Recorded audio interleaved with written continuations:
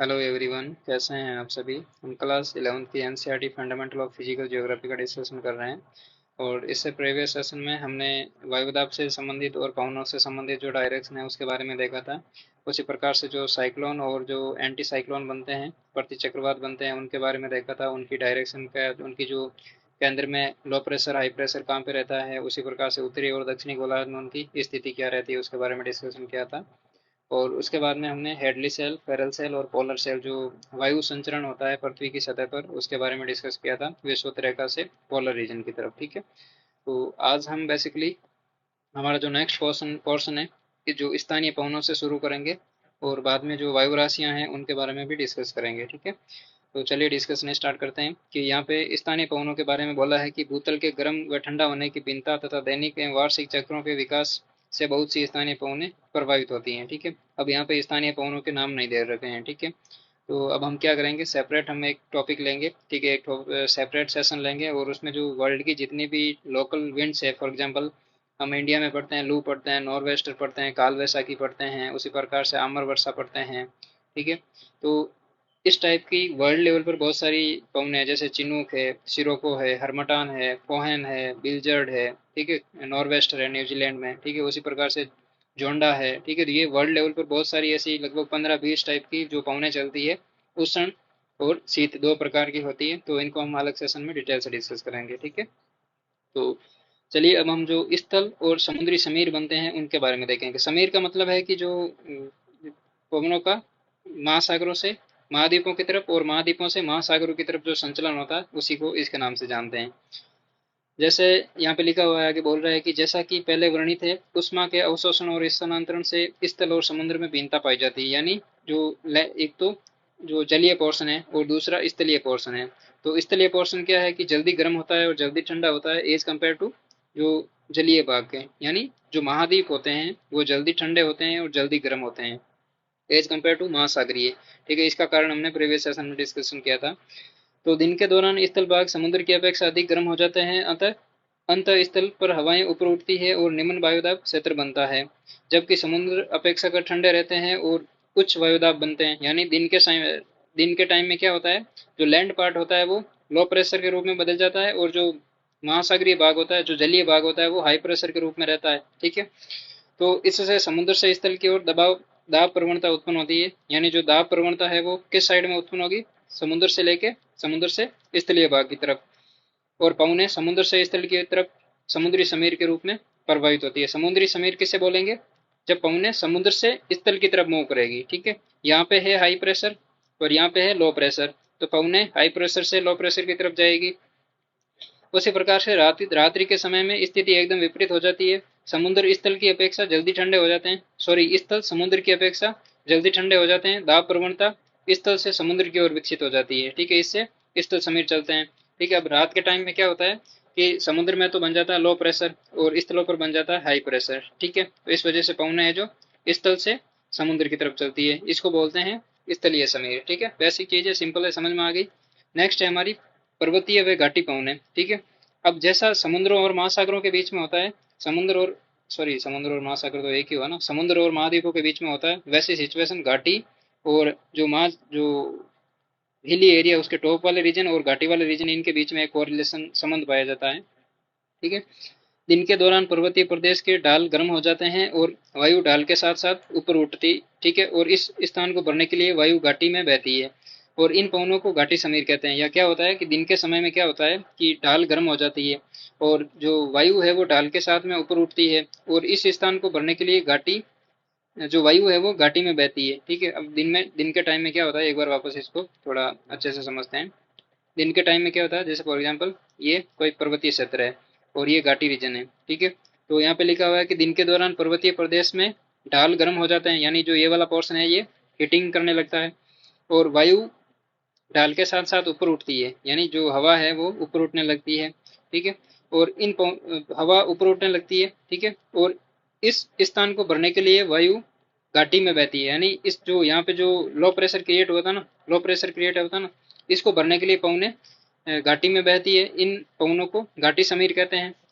ठीक है। उसी प्रकार से रात्रि के समय में पर्वतीय ढाल ठंडे हो जाते हैं और सघन वायु घाटी में नीचे उतरती है, जिससे पर्वतीय पवने कहते हैं, यानी रात्रि के टाइम में सिचुएशन रिवर्स हो जाती है, ठीक है। इसी को घाटी पवने कहते हैं, पर्वतीय पवने।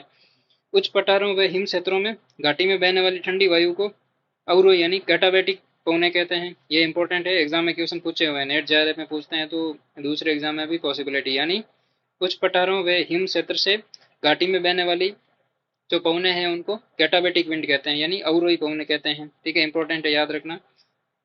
पर्वत श्रेणियों के पवनाभिमुखों की ढालों पर एक अन्य प्रकार की उष्ण पवने प्रवाहित होती है, जो पर्वतीय श्रेणियों को पार करते हुए आर्द्र पवने संगठित हो जाती है और वर्षा करती है। तब ये पवने पवनाभिमुख ढाल के नीचे उतरती है।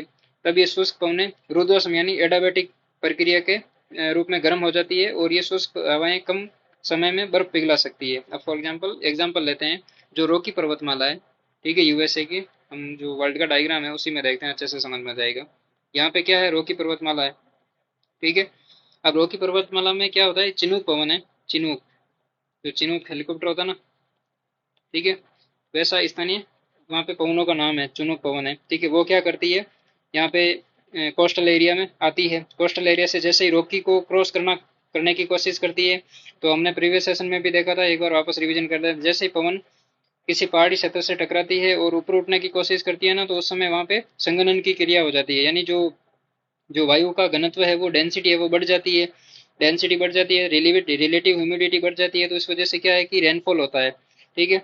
तो इस चिनूक पवन का यहाँ पे इस वाले रीजन में वर्षा कर देती है, और जैसे ये रॉकी पर्वतमाला को क्रॉस करती है ना, ठीक है, तो ये शुष्क हो जाती है, ठीक है। एक तो शुष्क हो जाती है और दूसरी यहाँ पे ये मतलब हॉट होती है, ठीक है, यानी गर्म और शुष्क होती है। तो इस वाले रीजन में जो प्रेरीज वाला रीजन है ना, प्रेरीज वाला रीजन, वहां पे बर्फ को पिघला देती है, ठीक है। अब बर्फ को पिघला देती है तो हम कहीं जब हमने वर्ल्ड जियोग्राफी पढ़ी थी प्रीवियस सेशन में, हिंदी वाली, सॉरी हिंदी क्या, 12th क्लास वाली एनसीईआरटी पढ़ी थी ना, ह्यूमन जियोग्राफी, उसमें हमने पढ़ा था कि जो प्रेरीज रीजन होते हैं वो घास के मैदानों के लिए फेमस होते हैं, ठीक है। और यहाँ पे गेहूं की खेती भी अच्छी होती है, जैसे यहाँ पे उत्तरी अमेरिका में प्रेरीज है, ठीक है। वहीं पे जो यूरेशिया है, यहाँ पे स्टेपीज है। उसी प्रकार से जो पंपास है दक्षिणी अमेरिका में, वेल्ड्स है साउथ अफ्रीका में, ऑस्ट्रेलिया में किस नाम से जानते हैं, ऑस्ट्रेलिया का डाउन्स है, ठीक है।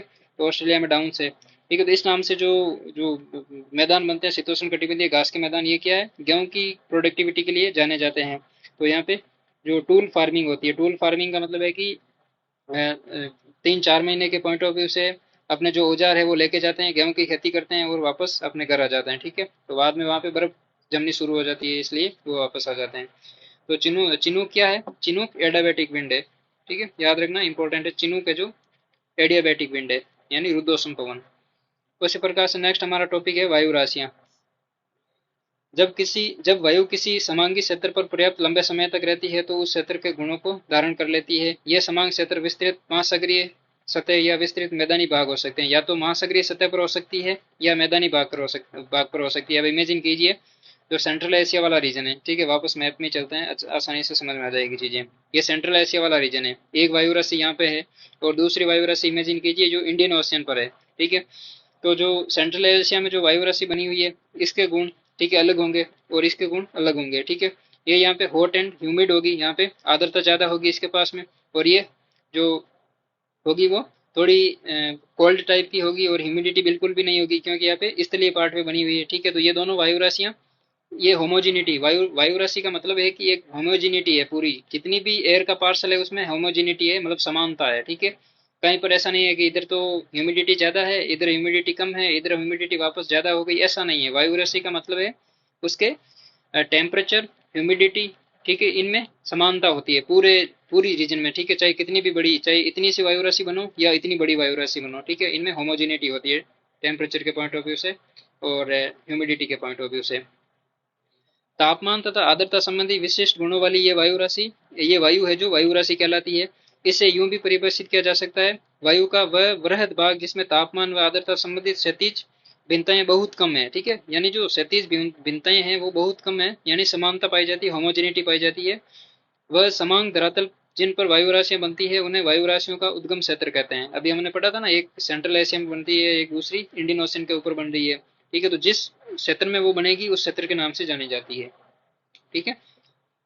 नेक्स्ट है, वायु राशियों को उनके उद्गम क्षेत्र के आधार पर वर्गीकृत किया जा सकता है। प्रमुख उनके प्रमुख उद्गम क्षेत्र 5 प्रकार के हैं, ठीक है। जैसे पहला है उष्ण व उपोष्ण कटिबंधीय महासागर, दूसरा है उपोष्ण कटिबंधीय उष्ण मरुस्थल, ठीक है। तीसरा है, एक मिनट, तीसरा है उच्च अक्षांशीय अपेक्षाकृत ठंडे महासागर, और चौथा है उच्च अक्षांशीय अति शीत बर्फ अनाच्छित जो महाद्वीपीय क्षेत्र होते हैं, और स्थायी रूप से बर्फ आच्छित जो महाद्वीपीय अंटार्कटिक और आर्कटिक क्षेत्र होते हैं, ठीक है। तो एक बार इसको मैप में देखते हैं, ठीक है।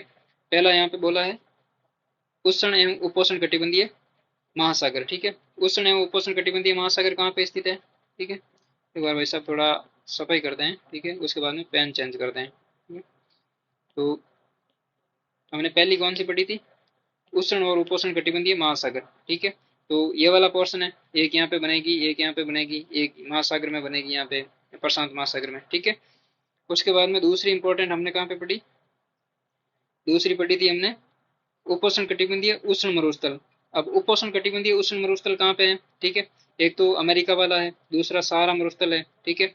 इस प्रकार से ये जो इंडिया वाला और थार मरुस्थल और ये है, उसी प्रकार से इधर ऑस्ट्रेलिया में बना हुआ है, ठीक है। और नामीबिया वगैरह यहाँ पे बने हुए हैं, ठीक है। दूसरा ये हो गया। तीसरा है उच्च अक्षांशीय अपेक्षाकृत ठंडे महासागर, उच्च अक्षांशीय और अपेक्षाकृत ठंडे महासागर, तो प्रशांत महासागर का ये वाला पोर्शन हो गया। उसी प्रकार से अटलांटिक वाला ये हो गया, प्रशांत महासागर का साउथ वाला पोर्शन, अटलांटिक का साउथ वाला पोर्शन, और जो हिंद महासागर है उसका साउथ वाला पोर्शन, ठीक है। तो यहाँ पे बनेगी। उसी प्रकार से नेक्स्ट बोला है उच्च अक्षांशीय अति शीत बर्फ अनाच्छित महाद्वीपीय क्षेत्र, ठीक है। कहने का मतलब बर्फ से ढके हुए क्षेत्र, जैसे साइबेरिया वाला हो गया, कनाडा और उत्तरी अमेरिका का हो गया, उसी प्रकार से ग्रीनलैंड वाला हो गया, ठीक है। और यहाँ पे जो नीचे अंटार्कटिका है, ठीक है, वहाँ पे वो वाला पोर्शन हो गया। और नेक्स्ट है स्थायी रूप से बर्फ आच्छादित महाद्वीपीय, जैसे अंटार्कटिक और आर्कटिक, ठीक है। तो मैंने जो अंटार्कटिक पहले बोल दिया था वो अब इसमें आप इसमें क्लासीफाई कर दीजिए कि जो अंटार्कटिका है उसमें 5वें प्रकार की वायु राशि बनती है, ठीक है। और दूसरा कौन सा, आर्कटिक वाला रीजन है, ठीक है। तो ये 5 प्रकार की बनती है, ठीक है। इसी के आधार पर निम्न प्रकार की वायु राशि पाई जाती है, ठीक है। यहाँ पे प्रकार दिए हुए हैं। पहला है उष्ण कटिबंधीय महासागरीय वायु राशि, यानी जो मराइन ट्रॉपिकल एयर मास बनती है, ठीक है। महासागर का मतलब, एम का मतलब मराइन हो गया, और टी का मतलब ट्रॉपिकल हो गया। उसी प्रकार से उष्ण कटिबंधीय महाद्वीपीय, यानी सी का मतलब कॉन्टिनेंट हो गया, और टी का मतलब ट्रॉपिकल हो गया। ध्रुवीय महासागरीय यानी मराइन पोलर, ध्रुवीय महाद्वीपीय यानी पोलर कॉन्टिनेंटल, ठीक है। उसी प्रकार से महाद्वीपीय आर्कटिक यानी कॉन्टिनेंटल आर्कटिक रीजन, उष्ण कटिबंधीय वायु राशियां, ठीक है। नेक्स्ट है उष्ण कटिबंधीय वायु राशियां गर्म होती है और ध्रुवीय वायु राशियां ठंडी होती है, ठीक है। अब जैसे फॉर एग्जाम्पल हमने कौन कौन सी ध्रुवीय पढ़ी थी, कौन सी उष्ण कटिबंधीय पढ़ी थी, तो इसमें पहली ये गर्म है, ये गर्म है, ठीक है। उसी प्रकार से ये ठंडी है, मतलब शीत है, और ये भी शीत है, और ये तो शीत है ही, ठीक है। और ठीक है, कहने का मतलब 2 तो गर्म है और 3 ठंडी है, ठीक है। तो ये बात इंपॉर्टेंट है, याद रखनी, यानी उष्ण कटिबंधीय वायु राशियां गर्म होती है और ध्रुवीय वायु राशियां ठंडी होती है। अब नेक्स्ट है वाताग्र, यानी जो फ्रंट्स क्या होते हैं। अब हमने वायु राशियां पढ़ी। वायु राशियां क्या होती है, एक होमोजेनिटी जिनमें टेम्परेचर और ह्यूमिडिटी की समानताएं पाई जाती है, उनको हम वायु राशियां कहते हैं, ठीक है। यदि ये वायु राशि वाला कॉन्सेप्ट समझ में आ गया तो आपको वाताग्र वाला कॉन्सेप्ट भी समझ में आ जाएगा, ठीक है। अब यहाँ पे एक एग्जाम्पल दे रखा है 10.8, ठीक है। एक बार इसको देखते हैं, क्या इसका एक्सप्लेनेशन आगे आएगा या पीछे रह गया, एक मिनट। चलो इसको देखते हैं, डायग्राम है, ठीक है। ये डायग्राम है, ये उष्ण वाताग्र, ठीक है। उसी प्रकार से बी है वो शीत वाताग्र तथा अधिवष्ट वाताग्र, ये तो है उष्ण वाताग्र। अब यहाँ पे शीत वायु है, यहाँ पे कोष्ण वायु है, और यहाँ पे उष्ण वाताग्र है, ठीक है। तो ये तो है उष्ण वाताग्र, ये है शीत वाताग्र, ठीक है। शीत वायु इधर है और कोष्ण वायु इधर है, ठीक है। उसी प्रकार से जो अधिविष्ट वाताग्र का मतलब क्या है कि उष्ण वाताग्र और शीत वाताग्र जहाँ पे मिक्स होते हैं ना, उस वाले कैरेक्टरिस्टिक को क्या कहते हैं, अधिविष्ट वाताग्र, ठीक है। इसमें नीचे तो होती है शीत वायु, ठीक है, और बीच में कोष्ण, यानी न तो शीत होती है न उष्ण होती है, और उनके दोनों साइड में शीत और उष्ण होती है, ठीक है। इनको अधिविष्ट वाताग्र बोलते हैं, ठीक है। तो बेसिकली ये है। और इनकी डिस्टेंस देख रहे हो आप, 200 किलोमीटर, 400, 600, 800, ऐसा नहीं है कि ये छोटे से पोर्शन पर बन रही है, ठीक है, बहुत विस्तृत पोर्शन पर बनती है। और हाइट भी देख रहे हो 4000 मीटर, यानी 4 किलोमीटर की जो हाइट है उसके आधार पर बनती है, ऊंचाई तक, इतनी ऊंचाई तक बनते हैं ये। जब दो भिन्न प्रकार की वायु राशियां मिलती है, अब हम वाताग्र के बारे में पढ़ रहे हैं कि जब दो भिन्न प्रकार की वायु राशियां मिलती है तो उनके मध्य सीमा क्षेत्र को वाताग्र कहते हैं। फॉर एग्जाम्पल यहाँ पे ये एग्जाम्पल है, यहाँ से एक एग्जाम्पल उठाते हैं, ज़्यादा समझ में आ जाएगी चीज़ें। जब उष्ण कटिबंधीय महासागरीय यानी जो एमटी प्रकार की एक वायु राशि है वो उठती है, और दूसरी सीपी यानी कॉन्टिनेंटल पोलर टाइप की जो वाताग्र है, ये दोनों मिलते हैं ना, तो जिस स्थान पर ये दोनों मिलते हैं ना उसको बोलते हैं वाताग्र। ठीक है फ्रेंड्स, समझ में आ गई बात, क्लियर है? ठीक है, वाताग्र बनने की प्रक्रिया को वाताग्र जनन यानी फ्रंटोजेनेसिस बोलते हैं। यदि फ्रंट्स पूछे तो ये वाला पोर्शन है, और ये पोर्शन बनने की जो प्रोसेस है उसको बोलते हैं फ्रंटोजेनेसिस। ठीक है, वाताग्र चार प्रकार के होते हैं, शीत वाताग्र, उष्ण वाताग्र, अचर वाताग्र और अधिविष्ट वाताग्र। जब वाताग्र स्थिर हो जाए तो इन्हें अचर वाताग्र कहा जाता है। यानी स्थिर का मतलब है कि न तो ये दोनों एक दूसरे से जुड़ती है और न दोनों एक दूसरे से दूर जाती है। ठीक है, तो इसको बोलते हैं अचर वाताग्र, अर्थात ऐसे वाताग्र जब कोई भी वायु ऊपर नहीं उठती है। ठीक है, दोनों अपनी जगह स्थिर रहते हैं। ठीक है, चाहे कोल्ड हो चाहे वार्म हो। ठीक है, जब शीतल व भारी वायु आक्रामक रूप से उष्ण वायु राशियों को ऊपर धकेलती है और इस संपर्क से शीत वाताग्र वाताग्र कहते हैं। यानी जब शीतल जो भारी वायु है, जो हाई प्रेशर वाली एयर है, शीतल वाताग्र है। ठंडी वायु वाला जो राशि है, वायु राशि है, वो शीत वायु राशि को एग्जाम्पल उठाते हैं। जब सीपी यानी सीपी एमटी को ऊपर धकेल देती, पहले इमेजिन कीजिए यहाँ पे एमटी है, ये अर्थ का सरफेस है। ठीक है, यहाँ पे एमटी पड़ी है। ठीक है, यानी ये कौन सी एमटी का मतलब क्या है? उष्ण कटिबंधीय महासागरीय वायु राशि। अब उष्ण कटिबंधीय महासागरीय वायु राशि है। ठीक है भाई साहब, ये यहाँ पे पड़ी है। अब क्या होगा, जब ध्रुवीय महाद्वीपीय जो वायु राशि है वो क्या करेगी, इसको ऊपर धकेल देगी, यानी एमटी को इस वाले लोकेशन पे ले आएगी और सीपी यहाँ पे आ जाएगी। ठीक है, तो इसको बोलते हैं शीत वाताग्र। यदि गर्म वायु राशियां आक्रामक रूप से ठंडी वायु राशियों को ऊपर चढ़ाती है तो इसे इस संपर्क को उष्ण वाताग्र कहते हैं। ठीक है, अब एक चीज दोनों में कॉमन है, यदि एग्जाम में शीत वाताग्र पूछ ले तो आपको कंफ्यूजन नहीं होना। जो वायु राशि धकेल कर नीचे चली जाती है ना, उस टाइप का वाताग्र बनता है। जैसे यहाँ पे शीत वायु थी, वो उष्ण वायु राशि को धकेल के नीचे चली गई तो शीत वाताग्र बन गया। वहीं पे गर्म वायु राशि थी, गर्म वायु राशि ने क्या किया, ठंडी वायु राशि को धकेल के नीचे चली गई तो इसको हम उष्ण वाताग्र कहते हैं। ठीक है, सिंपल वर्ड है, समझ में आ गया यहाँ तक? नेक्स्ट है कि यदि एक वायु राशि पूर्णतः धरातल के ऊपर उठ जाए तो ऐसे वाताग्र को अधिविष्ट वाताग्र कहते हैं। ठीक है, यानी यदि एक वायु राशि पूर्णतः धरातल के ऊपर उठ जाए तो ऐसे वाताग्र को अधिविष्ट वाताग्र कहते हैं, यानी वो धरातल को छोड़ दे। ठीक है, तो ऐसे वाताग्र को अधिविष्ट वाताग्र बोलते हैं।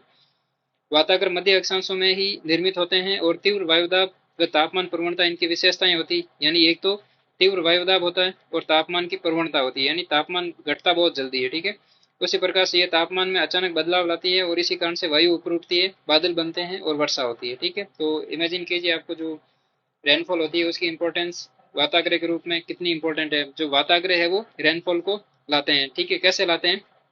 जैसे फॉर एग्जाम्पल इमेजिन कीजिए ये अर्थ का सरफेस है और यहाँ पे ठंडी वाताग्र वायु राशि पड़ी है। ठीक है, ठंडी वायु राशि पड़ी है। ठीक है, अब यहाँ पे क्या होगा, उष्ण वायु राशि आएगी और इसको थोड़ा ऊपर धकेल देगी। ठीक है, नहीं सॉरी, यहाँ पे क्या है,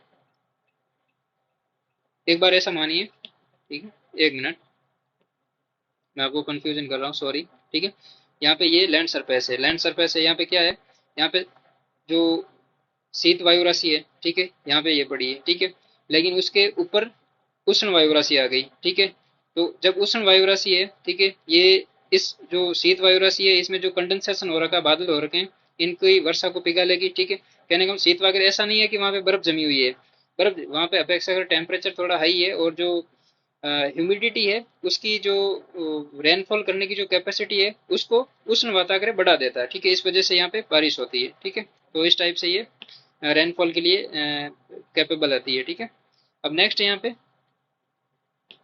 एक मिनट, नेक्स्ट यहाँ पे है एक्स्ट्रा ट्रॉपिकल साइक्लोन, यानी जो बहिर्उष्ण कटिबंधीय चक्रवात होते हैं। एक तो उष्ण कटिबंधीय चक्रवात होते हैं और दूसरा बहिर्उष्ण कटिबंधीय चक्रवात होते हैं। वो क्या होते हैं कि वे चक्रवातीय वायु प्रणाली जो उष्ण कटिबंधीय से दूर मध्य एवं उच्च अक्षांशों में विकसित होती है, जिन्हें बहिर्उष्ण या शीतोष्ण कटिबंधीय चक्रवात कहते हैं। एक तो होते हैं ट्रॉपिकल साइक्लोन और दूसरा होता है टेम्परेट साइक्लोन। ठीक है, ट्रॉपिकल साइक्लोन कहाँ बनते हैं, विषुवत रेखा से दोनों ओर, कर्क रेखा और मकर रेखा के बीच में बनते हैं। ठीक है, अब ऐसा ही नहीं है कि कर्क रेखा और विषुवत रेखा के बीच में तो कहीं पे भी, मतलब जैसे डोलड्रम पे नहीं बनते हैं, उसी प्रकार से 23 डिग्री के ज़्यादा उत्तर में नहीं बनते हैं, ठीक है, पॉसिबिलिटी नहीं रहती है। यदि ये उपोष्ण क्षेत्र है, जैसे हमने 3 क्षेत्र पढ़े थे ना, एक तो उष्ण कटिबंधीय पढ़ा था, दूसरा उपोष्ण पढ़ा था, तीसरा शीतोष्ण पढ़ा था, ठीक है। तो जो ट्रॉपिकल साइक्लोन है उनकी रेंज ये रहती है यहाँ तक, ठीक है। उसी प्रकार से जैसे ही उपोष्ण को क्रॉस करेंगे तो शीतोष्ण कटिबंधीय साइक्लोन बनेंगे।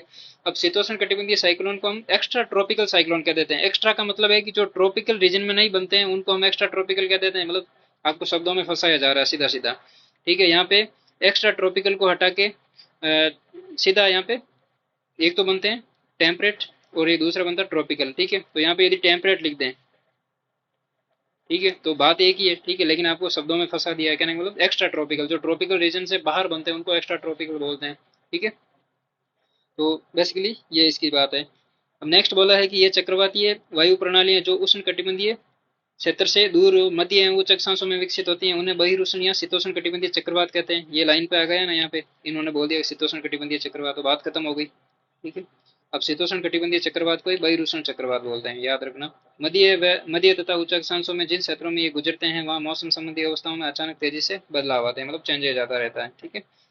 तो अब जो इम्पोर्टेंट चेंजेस है वो क्या क्या आते हैं, इनको हम प्रीवियस नेक्स्ट सेशन में करेंगे, ठीक है। तो आज हम इतना ही करते हैं, थोड़ा लेंथी ज़्यादा हो जाएगा टॉपिक, समझ में चीज़ें थोड़ी, मतलब कहने का ये वायु राशियाँ पढ़ी हमने, वाताग्रह पढ़े, ठीक है। तो यहाँ पे थोड़ा कन्फ्यूजन भी ज़्यादा था। आई होप दैट कि आपको चीज़ें क्लियर हो गई है, ठीक है। इसलिए जो स्थल और समुद्री समीर क्या होते हैं, पर्वत और घाटी पवनें क्या होती है, कैटाबैटिक और एंडियाबैटिक विंड क्या होती है, ये चीज़ें समझ में आ गई होगी आपको। वायु राशियाँ क्या होती है, उसी प्रकार से वाताग्र क्या होते हैं, ठीक है। तो उसी प्रकार से नेक्स्ट हमने वायुरूषण कटिबंधीय चक्रवात पढ़े थे, ठीक है। तो चलिए आज के इस सेशन में इतना ही रखते हैं, ठीक है। और वीडियो को लाइक कीजिए, फ्रेंड्स के साथ में शेयर कीजिए, वैल्यूबल कमेंट कीजिए। और यदि इस यूट्यूब चैनल को सब्सक्राइब नहीं किया है तो एक बार जरूर कीजिए, क्योंकि इतने इजी वे में आपको एनसीईआरटी का एक्सप्लेन किया जा रहा है, ठीक है। तो चलिए थोड़ा सहयोग कीजिए, सपोर्ट कीजिए, थैंक यू।